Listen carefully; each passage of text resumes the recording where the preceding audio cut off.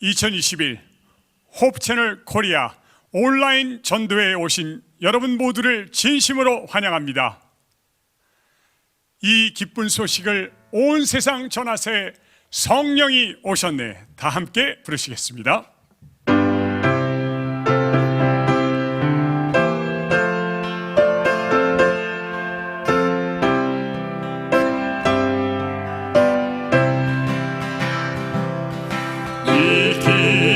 소식을 온 세상 전하세. 큰 환난 고통을 당하는 자에게 주 믿는 성도들 다 전할 소식은 성령이 오셨네. 성령이 오셨네. 내 주에 보내신 성령이 오셨네. 이 기쁜 소식을 온 세상 전하세. 성령이 오셨네. 만왕의 왕께서 저 사로잡힌 자 다 구원하시고 장자유 주셨네. 승리의 노래가 온 성에 들리니 성령이 오셨네. 성령이 오셨네. 성령이 오셨네. 내 주에 보내신 성령이 오셨네. 이 기쁜 소식을 온 세상 전하세. 성령이 오셨네. 한없는 사랑과 깨끗신 은혜를 늘 의심하면서 안 믿는 자에게 내 작은 입으로 고침 거하리니 성령이 오셨네. 성령이 오셨네. 성령이 오셨네. 내 주에 보내신 성령이 오셨네. 이 기쁜 소식을 온 세상 전하세. 성령이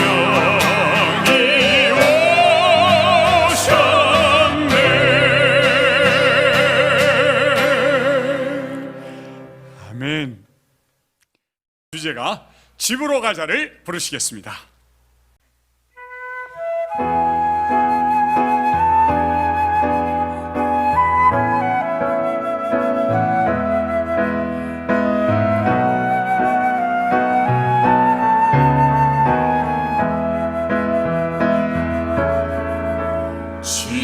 집으로 가자. 집으로 가자. 이런 눈물 흘리지 않는 곳. 집으로 가자. 집으로 가자. 내 아버지 기다리시는 그곳에. 안녕 친구야. 곰곰이 생각해봐. 그대는 지금 마음 편한지. 안녕 친구야. 곰곰이 생각해봐. 세상에 마음 둘 곳 있는지. 나간 자식 찾으러 주님 찾아오시네. 사랑의 주 하나님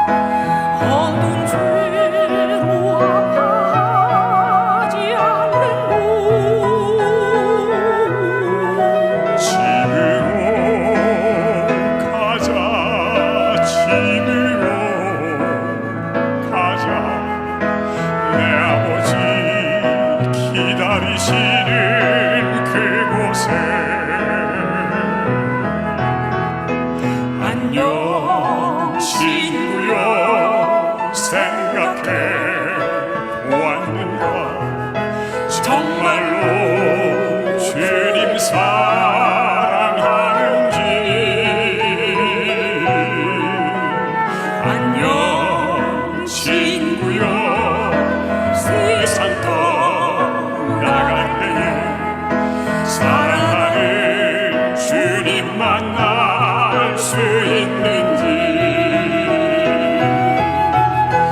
마음속 깊은 곳에 하나님이 계신가 희미한 예감으로 평안을 얻지 못해 예수님 알기 위해 얼마나 고민했나 아직도 이 세상을 그렇게 기대하나 집으로 가자 집으로 가자 이런 눈물 흘리지 않는 곳 집으로 가자 집으로 가자 내 아버지 기다리시는 그곳에 내 아버지 기다리시는 내 아버지 기다리시는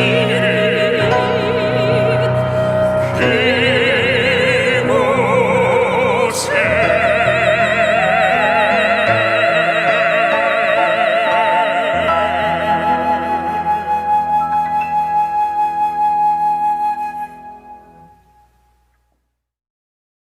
하늘에 계신 우리 아버지 하나님, 온 세상이 죄악과 질병이 창궐하는 세상 가운데 이승동 목사님을 모시고 느헤미야서를 통하여 한 주간 집으로 가자라는 말씀으로 인도하여 주시니 감사합니다.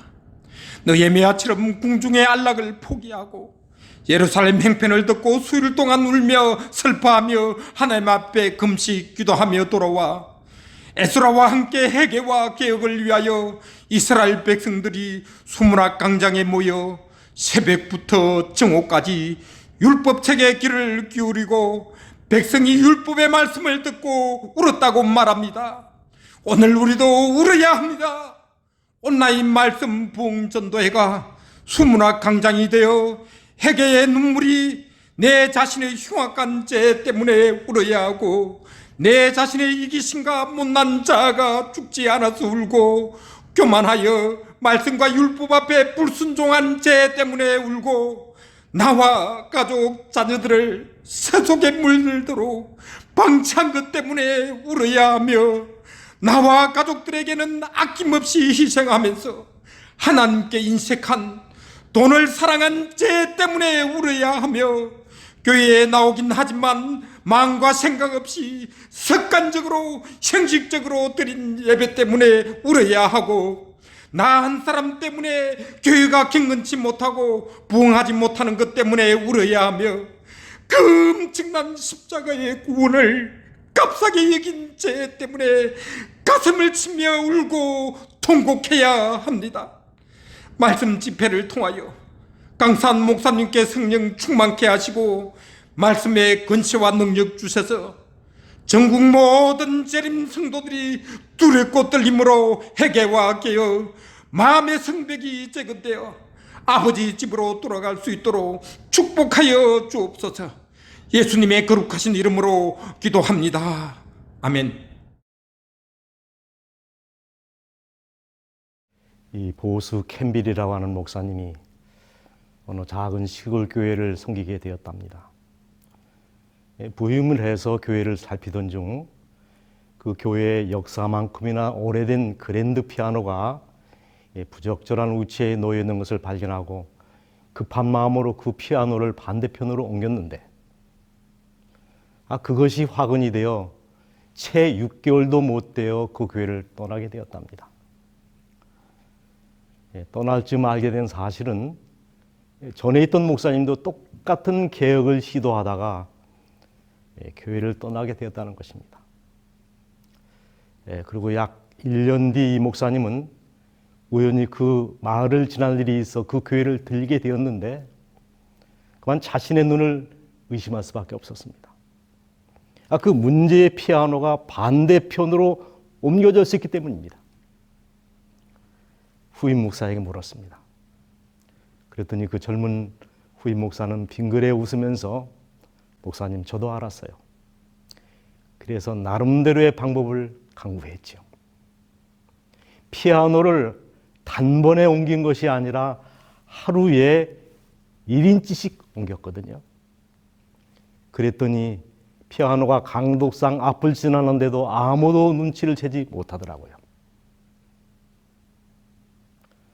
대부분의 사람들이 개혁을 외치고 동의하지만 막상 개혁을 시도하면 주저하고 저항하는 경향이 있습니다. 부흥과 개혁, 왜 중요합니까? 변화하지 않으면 변질되기 때문에 그렇습니다. 부흥하지 아니하면 부패하기 때문에 그렇습니다. 이 면에 있어서 선지자의 기회는 매우 강하고 단호합니다. 단번에 결정적인 변화를 이루라. 결정적인 변화가 없는 한 교회는 시들어 죽을 것이다. 전적인 변화가 없다면 그들은 세상과 함께 멸망할 것이다. 특별히 목회자들에게. 목회 사역에는 결정적인 변화가 일어나야 한다. 변화와 개혁을 축구하는 말씀입니다. 여러분, 그렇다면 무엇이 어떻게 바뀌는 것? 어떤 것이 진정한 부흥입니까? 기독교 역사상 가장 아름답고 바람직한 교회 부흥을 꼽는다면 1904년 영국을 중심으로 인한 웨일즈 부흥운동을 꼽을 수 있을 것입니다. 이 부흥운동이 세계 교회에 끼친 영향은 절대적입니다. 이 부흥운동이 시작된 지 불과 5개월 만에 10만 명 이상이 회심하였고 뒤를 이어 500만이나 되는 수많은 사람들이 주님을 개인의 구주로 영접하는 놀라운 부흥이 일어났습니다. 초대교회의 부흥과 비견되는 놀라운 부흥이었습니다. 그런데 이 부흥운동에 특징이 있습니다. 루터나 칼빈이나 무디 같은 유명한 지도자들의 지도를 따라서 일어난 운동이 아니고 큰 대형 교회에서 일어난 운동도 아니고 대도시에서 일어난 운동도 아닙니다. 웨일즈라고 하는 영국의 시골 마을, 그 중에서도 모리아라고 하는 아주 작은 교회에서 일단의 청년들이 모여서 기도함으로 시작된 운동입니다. 그리고 이 운동의 주역인 아이반 로베츠는 불과 20대 중반의 탄광 노동자의 아들이었습니다. 신학가 한 사람도 아니고 교회 지도자도 아니었습니다. 아무도 기대하지 않았던 장소에도 아무도 눈여겨보지 않는 소수의 청년들이 모여서 조용히 시작된 이 운동이 영국을 뛰어넘어 온 세계 교회로 번지게 될지 누가 알았겠습니까? 당나귀도 성령이 충만한 시대, 이 부흥운동을 풍자적으로 일컫는 말입니다. 그동안 이 증오와 불만에 찬 광부들이 석탄마차를 끌면서 애매하게 당나귀에게 무자비한 회초리를 휘둘렀는데 이 부흥이 일어나자마자 가장 먼저 당나귀를 끌어안고 나의 형제여 나의 자매여 하면서 가장 먼저 용서를 당나귀에게 빌었다는 것입니다. 이에 당나귀도 감동을 받고 주여 주여. 그래서 당나귀도 성령 충만한 시대라고 표현한 것입니다. 이 운동의 여파로 참 여러 변화들이 일어났습니다. 서점의 성경책이 모두 품절된 것은 물론이고 술집, 극장, 경마당이 텅텅 비고 유치장이 빔으로 이 경찰들이 할 일이 없어졌다는 것입니다. 훔쳐간 물건들을 도로 가져와 보관할 창고를 새로 칠 필요가 생겼고 술잔을 입에 가져갔던 팔이 마비되는 일도 있었답니다. 부흥의 여파가 이 사람의 삶을 어떻게 바꿔놓았는지를 보여주는 말씀드립니다. 저는 이 부흥운동이 우리 조국 교회에도 재현되기를 간절히 바랍니다. 그 다음 우리가 주목해야 될 또 하나의 부흥은 70년 포로 귀환 후 니에미아 시대의 부흥입니다. 우리 다 같이 니에미아서로 가보십시다. 이스라엘 자손이 그 본성에 거하였더니 7월에 이르러는 모든 백성이 일제히 수문학 광장에 모여 학사 에스라에게 여호와께서 이스라엘에게 명하신 모세의 율법을 가져오기를 청하매 7월 1일에 제사장 에스라가 율법책을 가지고 남자 여자 못 알아들을 만한 회중 앞에 이르러 3절 수문 앞 광장에서 새벽부터 정오까지 남자 여자 무릇 알아들을 만한 자의 앞에서 읽음에 백성이 그 율법책의 귀를 기울였는데 학사 에스라가 모든 백성 위에 서서 저희 목전에 책을 펴니 책을 펼 때 모든 백성이 일어서니라. 에스라가 광대하신 하나님 여호와를 송축하며 모든 백성이 손을 들고 아멘 아멘 응답하고 몸을 굽혀 얼굴을 땅에 대고 여호와께 경배하니라.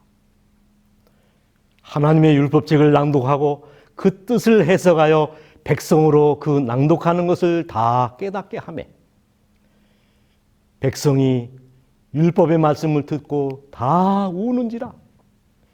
니에미아가 또 이르기를 너희는 가서 살찐 것을 먹고 단 것을 마시되 예비치 못한 자에게는 너희가 나누어 주라. 이날은 우리 주의 성일이니 근심하지 말라. 여호와를 기뻐하는 것이 너희의 힘이니라 하고.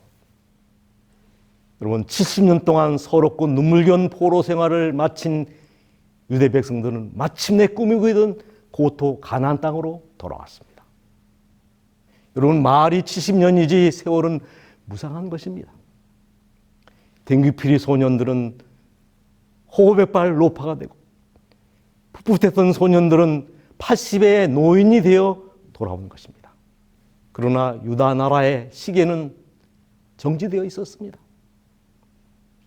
밭을 가던 쟁기는 그 밭에 그냥 멈서 서인 처했고 풍성한 소출을 내던 전답들은 묵정밭이 되어 있었고 바삐 다니던 오솔길과 성전 마당에는 잡초만이 가득했습니다. 여러분 이 무너진 성벽, 폐허가 된 도성을 바라보는 그들의 심정이 어떠했겠습니까? 이때를 위하여 하나님께서 특별히 세운 지도자가 있었는데 그가 니에미아입니다. 니에미아가 이 말을 듣고 앉아서 울고 수일 동안 슬퍼하며 하늘의 하나님 앞에 금식하며 기도하여 사실 니에미아는 제사장이나 서기관, 녹봉을 받던 랍비가 아니었습니다. 바벨론에서 태어난 포로 2세입니다. 술 맡은 관원일 뿐입니다. 그러나 이 니에미아는 나라의 모든 불행이 자신의 책임인 양 수일을 울면서 기도하고 있습니다.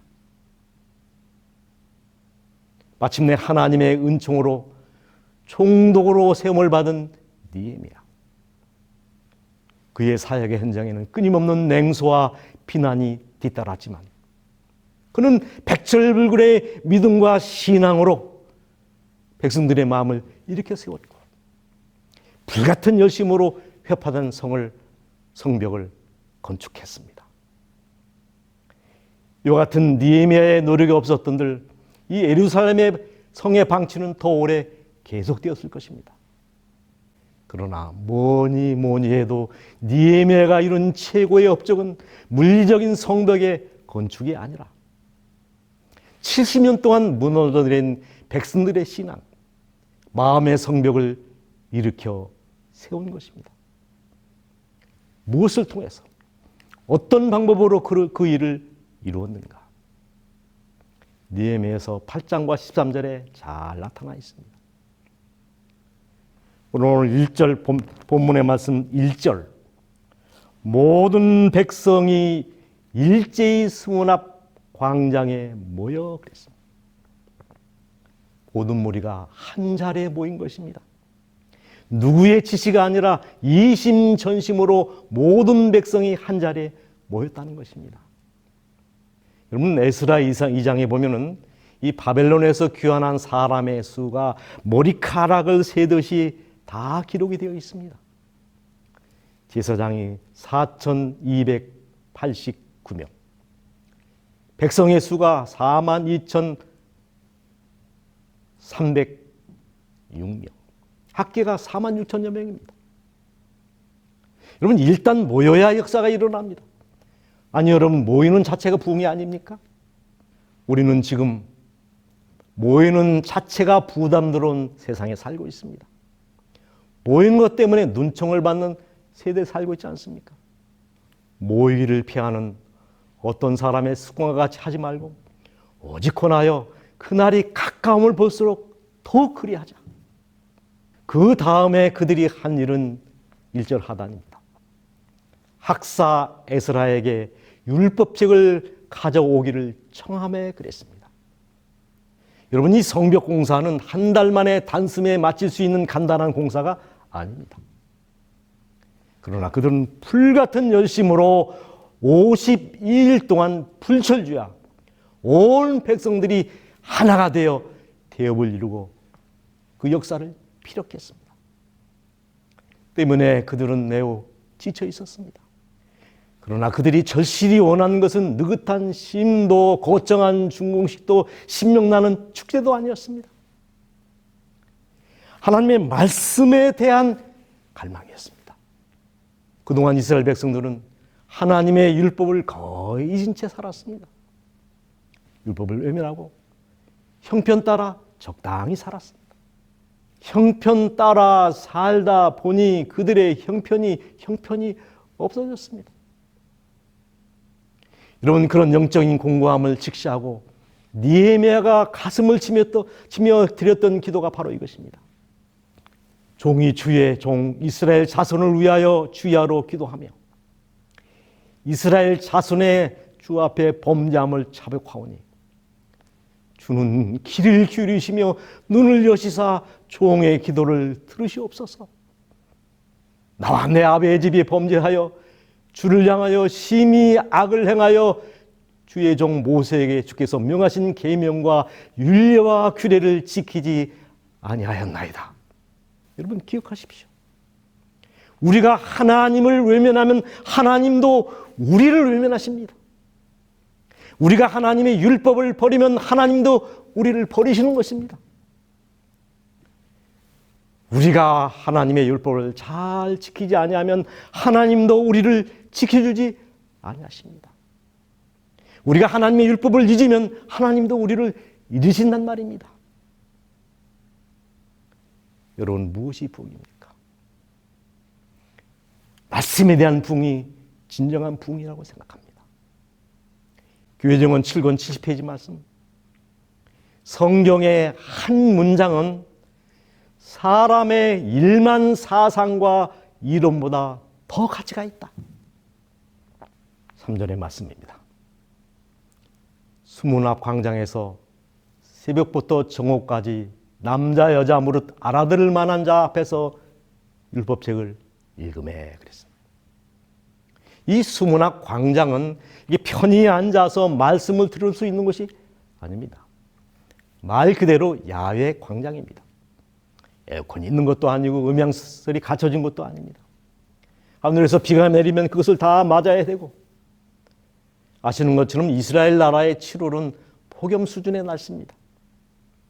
그 따가운 햇볕 아래서 새벽부터 정오까지 장장 6시간 앉지도 못하고 다 일어서서 말씀에 귀를 기울이고 있습니다. 그럼 우리는 어떻습니까? 시간이 조금만 지나면 12시간 넘으면 삐삐 무언의 항의가 시작됩니다. 우리나라뿐만 아니더라고요.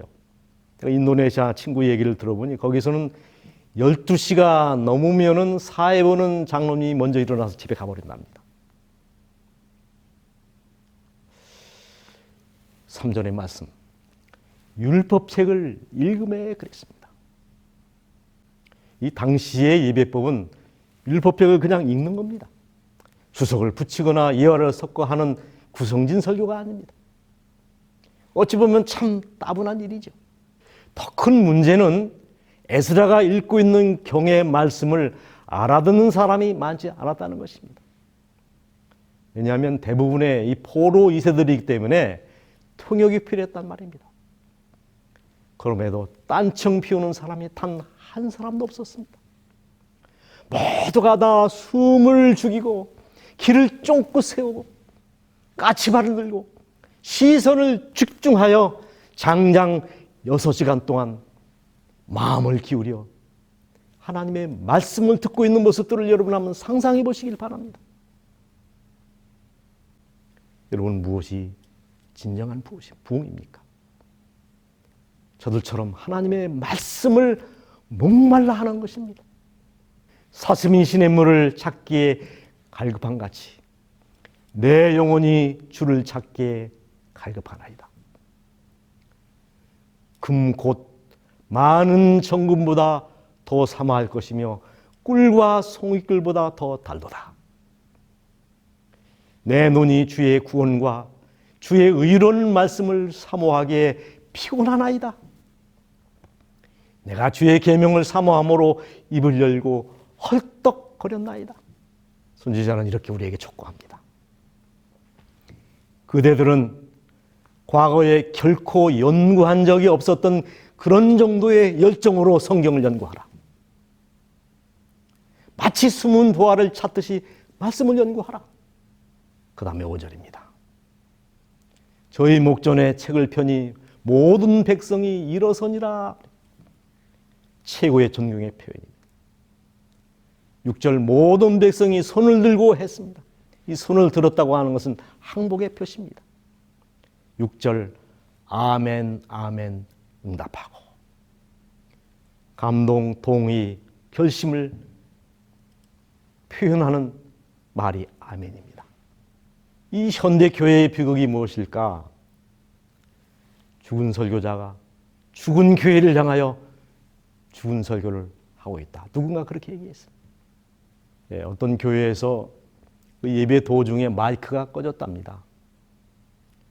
뒤에 있던 성도 하나가 일어나서 소리를 쳤습니다. 목사님, 소리가 안 들립니다. 크게 좀 말씀해 주세요. 그랬더니 맨 앞에 앉아있던 성도가 벌떡 일어나서 이렇게 소리를 쳤답니다. 차라리 안 들리는 게 나아요. 감동이 없는 설교를 하는 설교자도 문제고, 그렇다고 아멘하지 않는 성도도 문제입니다. 저 충청도의 어느 장로님은 이 설교를 듣는 중에 은혜가 되면은 맨 앞자리에 앉으셔서 하고 감동을 표현하십니다. 그래서 그 교회는 아멘이 아니라 모든 성도들이 이렇게 표현을 해요. 그 앞에 회장님이 그러시더라고요. 아무리 설교를 못하는 목사님들도 그 교회에 가서 설교를 하면 자신이 대부흥사가 된 것처럼 착각을 한답니다. 여러분, 죽은 사람은 말이 없고 반응이 없는 것처럼 죽은 교회는 아멘이 없습니다. 부도난 공장이 조용하듯이 아멘이 없는 교회가 죽은 교회 아닙니까? 생명의 말씀이 선포될 때 그대의 감동을 받았음을, 그대가 하늘로 오는 기별을 받고 있다는 것을 표현하라 그랬습니다. 듣는 사람들은 잠에 취한 무감각한 상태에서 멍하니 바라보면서 전달된 말씀에 아무런 반응도 나타내지 않아서는 안 된다 그랬습니다. 현대교회의 비극이 무엇입니까? 아무리 분명하게 이 성경에 기록된 말씀이라 할지라도 그 말씀이 내 생각에 맞지 않으면 사삽오유해서 편취하거나 거절해버린다는 겁니다. 여러분이 잘 아시는 것처럼 일본 교회가 매우 어렵습니다. 그 이유는 이 일본 삼육대학의 어떤 교수님이 이 성경을 너무 은혜롭게 소위 지가복음을 해서 학생들을 가르쳤습니다. 그런데 레위기 11장에 먹는 문제를 가리키면서 갑각류, 소위 새우나 조개, 딱딱한 이 껍질을 가지고 살지 않습니까? 근데 그 딱딱한 것을 비늘로 해석했습니다. 먹어도 괜찮다. 아시는 것처럼 여러분, 일본이라는 나라는 해산물을 빼면 먹을 게 없는 나라입니다.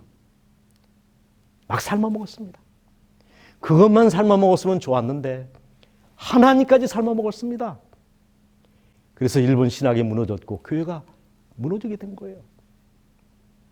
내가 하나님의 말씀에 굴복을 해야지 하나님의 말씀이 내게 굴복되게 해서는 안 된다는 것입니다.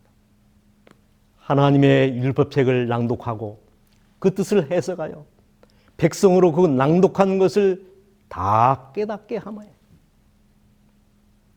같이 모여서 같이 말씀을 듣고 같이 감동을 받고 같이 깨닫고 다 같은 이해의 지평에 올랐습니다. 성령의 은혜지요. 결과 어떤 일이 벌어졌습니까? 9절입니다. 백성들이 말씀을 듣고 다 함께 우는지라 그랬습니다. 이 성경에는 이스라엘 백성들이 2번 운 기록이 있습니다. 바벨론 강가에서 고향을 그리워하며 울었고, 그런데 지금은 왜 울고 있습니까? 말씀의 감동 때문에 울고 있습니다. 율법 앞에 다시 서고 하나님의 율법을 다시 듣게 되었다는 감격의 눈물이었습니다.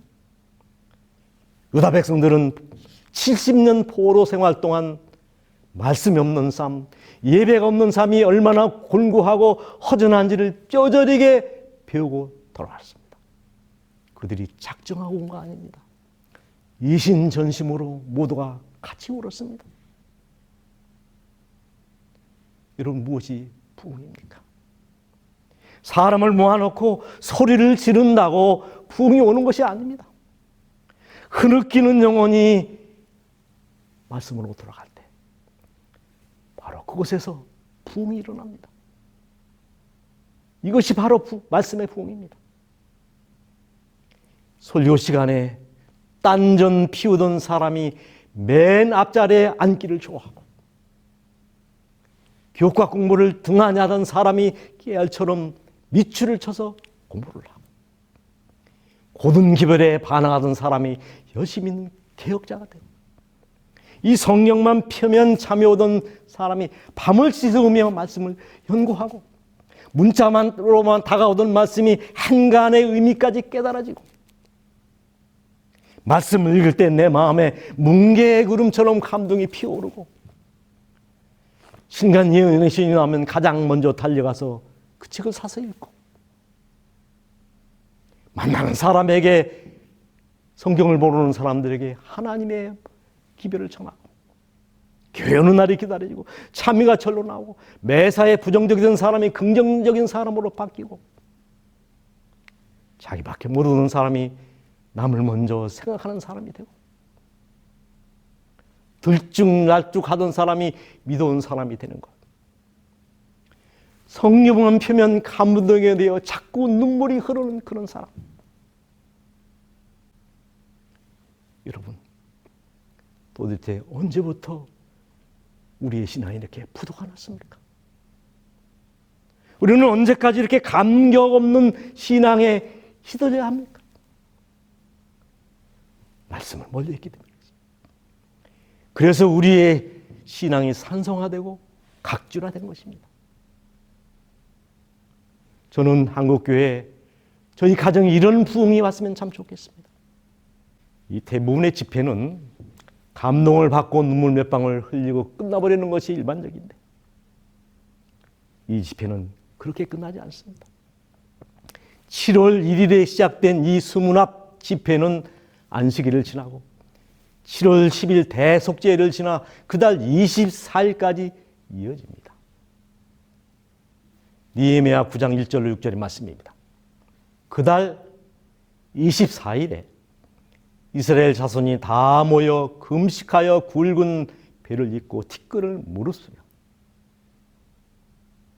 모든 이방 사람과 절규하고 서서 자기의 죄와 열조의 허물을 자복하고 이날에 낮 4분지에 이른 그 초소에 서서 그 하나님 여호와의 율법책을 낭독하며 그 하나님 여호와께 경배하였는데, 그리고 이 회개 운동은 느헤미야 13장의 개혁 운동으로 이어졌습니다. 루터의 종교개혁과 맞먹는 대종교개혁입니다. 먼저는 도비아의 방을 쓸어버려 성전을 깨끗이 정리를 하는 성전개혁, 제사장과 레위인의 생활 대책을 마련한 11조 개혁을 합니다. 그리고 그동안 철저히 지키지 못했던 안식일 개혁을 시도했습니다. 그 다음에 이방인들과의 통혼을 금지하는 가정개혁을 그들이 시작했습니다. 개혁이 따르지 않는 회개는 참된 회개가 아니다. 그리스도의 의는 잡아가지 않고 버리지 않는 죄를 덮는 가면이 아니다 그랬습니다.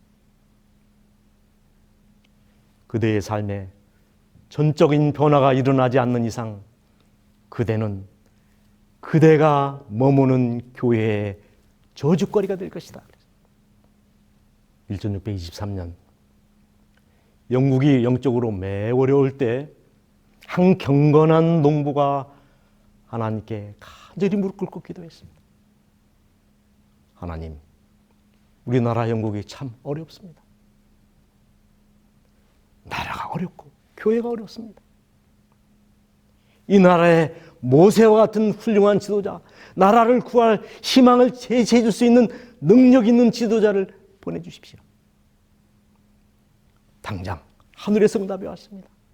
위대한 지도자, 선한 일꾼을 찾느냐? 네, 그렇습니다.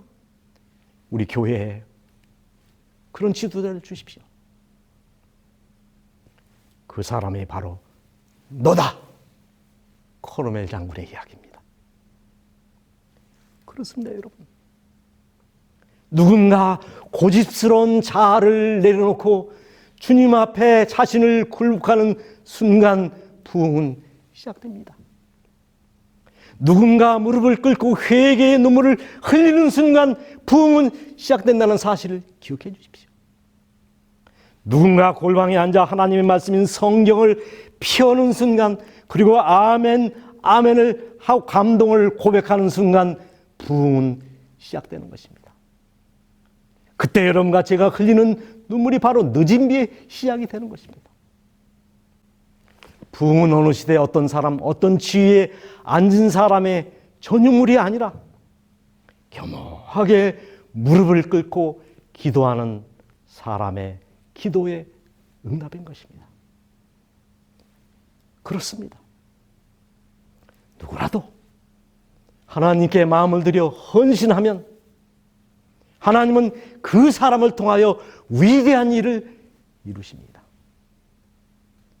바로 그 사람이 개혁자이고 그 사람이 그 시대의 지도자입니다. 위대한 지도자, 선한 일꾼을 찾느냐? 그 사람이 바로 너다. 크로멜 장군에게만 하시는 말씀이 아니라 오늘 이 말씀을 듣고 있는 여러분을 향하여 말씀하십니다. 그 사람이 바로 너다.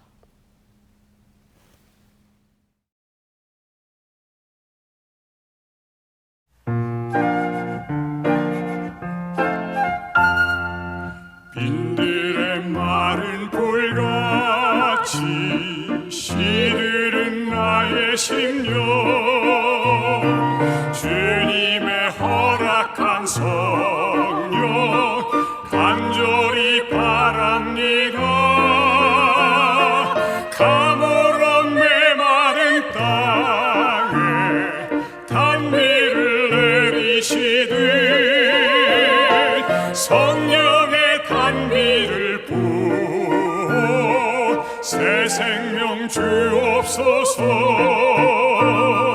반가운 빗소리 듣고 산천이 춤을 추네. 봄비로 내리는 성령 주옵소서. 가물어 메마른 땅에 단비를 내리시듯 성령의 단비를 부어 새 생명 주옵소서.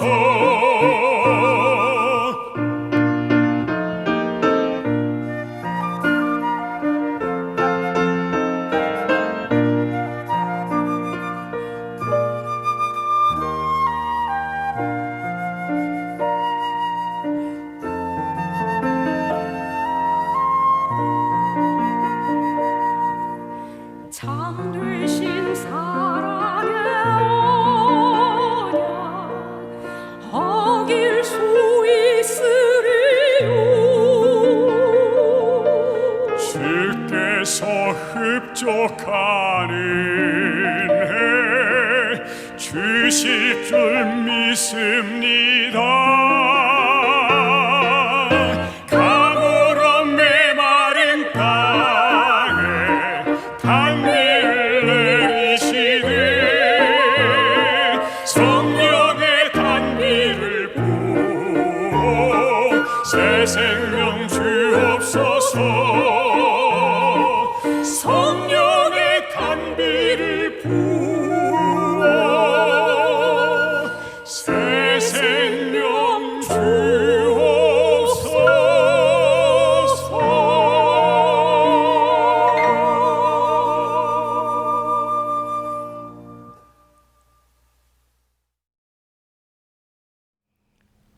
아버지, 이 땅에 부흥을 주시옵소서. 먼저 저희들의 가정에, 저희들의 심령에 부흥을 주시옵소서. 그리고 우리 교단에 니에미아 시대의 부흥을 주시고 웨일즈 지방의 그 부흥을 주시옵소서. 그러기 위하여 말씀으로 돌아가게 하시고, 말씀 때문에 울게 하시고, 말씀 때문에 전율하게 하시고, 말씀 앞에 굴복하게 하시고, 말씀 때문에 변화되는 저희들의 삶이 되게 하여 주시옵소서. 그러기 위해서 우리가 더 자주 모이게 하시고, 더 많이 찬양하게 하시고, 말씀으로 저희들의 생활을 개혁하는 믿음의 종들과 가정이 되게 하여 주시옵소서. 부흥을 주시되 먼 훗날이 아니라 수일 내, 수년 내에 저희에게 부흥을 허락하여 주시옵소서. 예수님의 이름으로 기도하옵나이다. 아멘.